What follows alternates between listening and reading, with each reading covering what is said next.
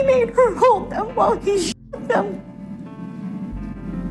He wanted to destroy her world, and he wanted her to watch it be destroyed. Some cases are illogical.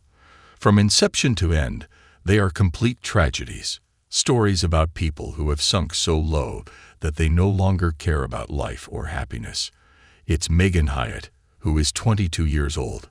She became the joyful mother of 2 twin girls, Hayden and Kaden, in 2015. GNE Wilson, their father, shot them in her arms when they were only 5 months old.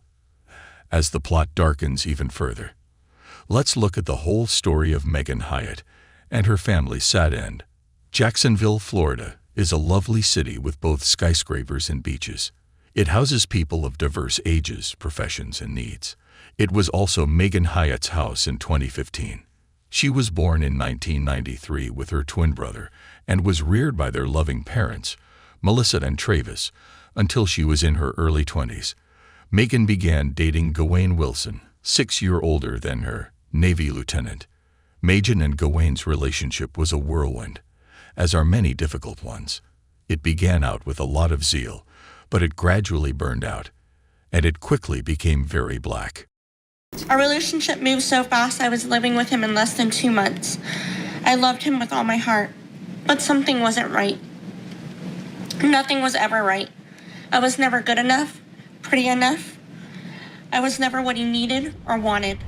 When GNE got mad that dinner wasn't ready, he threw a coffee table at Megan. After that, things got worse and worse. Megan had just given birth, but she hadn't even left the NICU yet, when GNE asked her when she was going to start losing weight. He would wake me up at 3 in the morning sometimes to just yell at me, "You're worthless, you're fat, you're ugly, what kind of mother are you? You have nowhere to go, you're a waste of space." GNE often broke things around the house when he was angry. Melissa says she had a bad feeling about this when Megan talked to her mom about it. As a parent, I knew in my gut the relationship was not healthy. Megan got a car from GNE, but she couldn't use it unless he was with her. When he got suspicious of her, he even took her phone away from her. In short, he was anxious and in charge of everything. After being together for about a year, the pair had Hayden and Kaden, twin girls. Megan didn't find it strange. She had a twin sister. Yes, if you didn't know, people who have twins are more likely to have more twins. Megan was overjoyed to have 2 children. But by this time, her friendship with GNE was too far gone to be saved. Megan didn't see the signs of abuse, which was sad. She didn't know much about verbal abuse, and based on his path, she thought GNE had changed for the better. Melissa remembered. She felt like her girls deserved a family, and too many people gave up. But as you can see, GNE had a history of beating his wife. In April 2013, he was arrested for hitting the woman he was seeing at the time. The story is horrible. He grabbed her by the neck because she would not have gone so far when she refused. He grabbed her by the neck, threw her, and told her to get out. You grabbed her by the neck and slammed her against the wall. So many things are wrong with this. A few months later, GNE started going out with Megan. GNE finished a Navy course on domestic violence in 2015, when Megan was already pregnant with his children. That was enough for the Navy to think that GNE had changed, and Megan also thought that he had. She cared for him. She wanted to think that he had changed for the better. Even Megan's parents didn't know how bad things had gotten between them. Megan liked him even though he was mean to her family, so she didn't complain too much about it. Now she wanted to do everything she could to take care of her girls. But, unfortunately, they only lived for 5 months. In November 2015, a terrible call came into Jacksonville 911. My boyfriend, my twin, my dad. Megan was lucky to be able to talk. She was shot 7 times, and 1 bullet went through her eye. And the bullet went through this eye. I knew I could feel my eyeball, which was like hanging down here. Megan said everything to the cops. That morning, she decided she could no longer be with GNE and put up with his abuse. She would be a single parent, but her parents would help her. So while he was at work, she called him and told him she was going. She thought she'd have time to get ready to leave before he got home.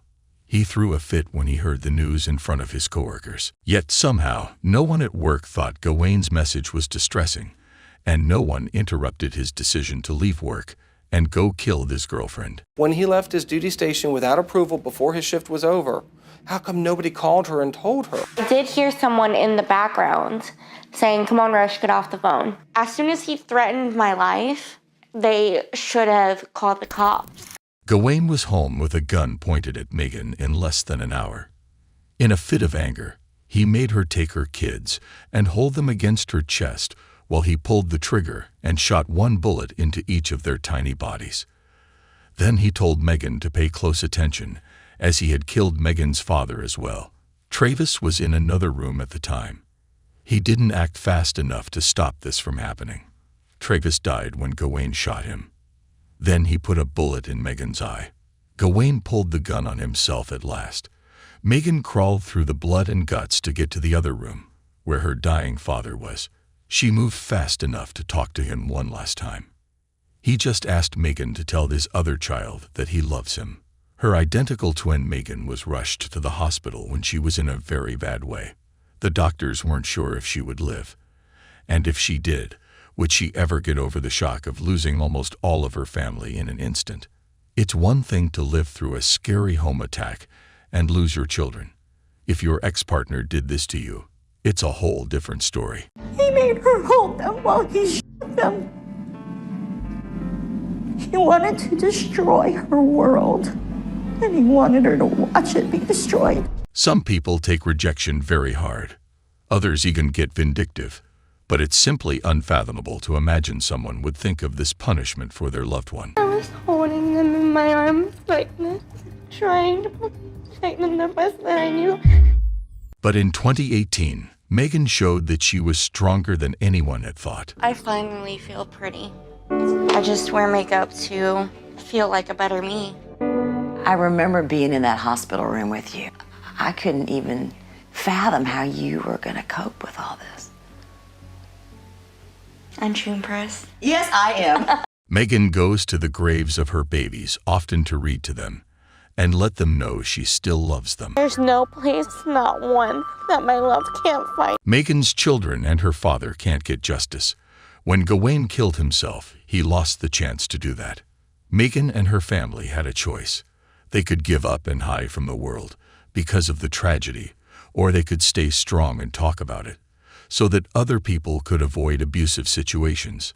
Megan, of course, picked the second one. Megan went back to college in 2018, and this time her goal was to open shelters for people who had been hurt by domestic abuse all over the country. That's a promise Megan made to God.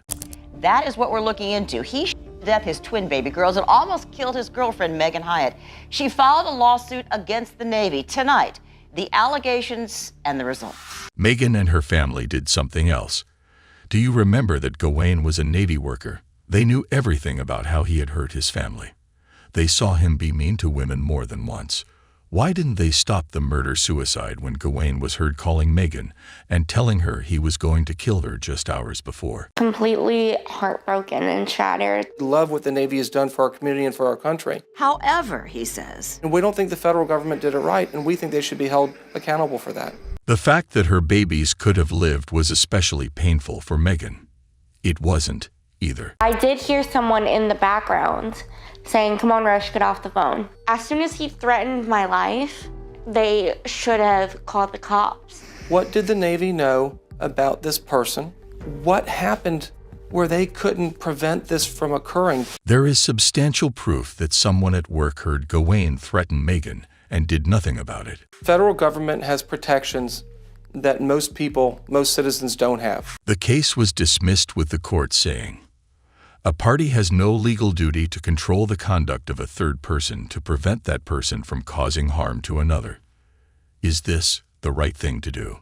This is where the law gets confusing, and people take advantage of the gaps in it. But Megan and her lawyer are working hard for what is right. On the one hand, Megan wants money for her pain and suffering and for her huge hospital bills. On the other hand, They want to get more people to know about domestic violence and how it can be stopped if people take it more seriously. The Navy had proof of Gawain's terrible past, and his license for domestic abuse showed that he hadn't changed at all.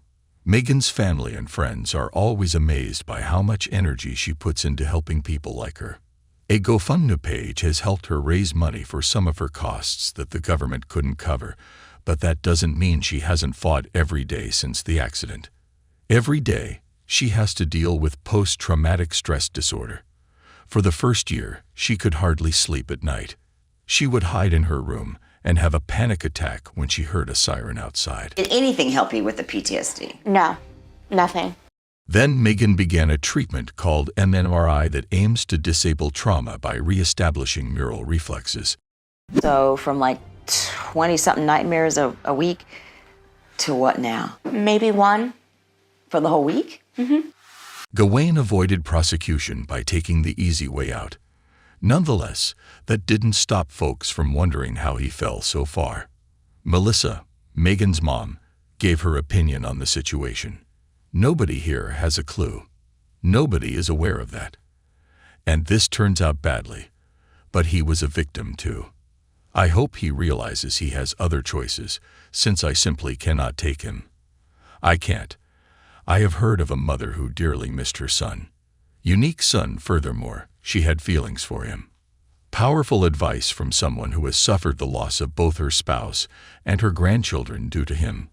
However, she is likely correct in her assessment that Going was a victim. Most people who have been abused horribly become abusers themselves.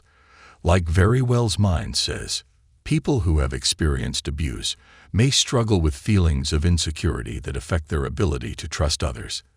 This can cause them to respond with avoidance or hostility. There are many factors that can contribute to the ongoing cycle of abuse. People who experienced sexual abuse as children may struggle with confusing associations between love and abuse. There may also be problems with anger, trust, control, and insecurity. Nobody has any idea what happened to little Gawain, but there are some things we can be sure of. 1. There comes a time in everyone's life when they must learn to move past their trauma and stop causing harm to others. You can't keep pointing fingers at your parents. 2nd, get the heck out of there as soon as you suspect domestic violence. Megan's current mission is to spread this knowledge to others. It is Domestic Violence Awareness Month, and one mother is sharing her painful story in the hopes it'll save someone's life. I was 7 times, literally from head to toe. Along with that, my children were in my arms lifeless, and I just lay there thinking of how did it get to this point? How did we get here? Abuse can be stopped at any time, and there are always people and groups who can help you get back on your feet. Stories like Megan Hyatt's make us want to do better, be better, and get through any trouble that comes our way. If Megan was able to turn something terrible into a creative force, so can we. Thanks for watching. What do you think about this case? What other cases do you know of that are like this one? Leave a comment and don't forget to like, subscribe, and hit the bell button before you go, so you won't miss any more episodes. See you soon, and keep yourselves safe.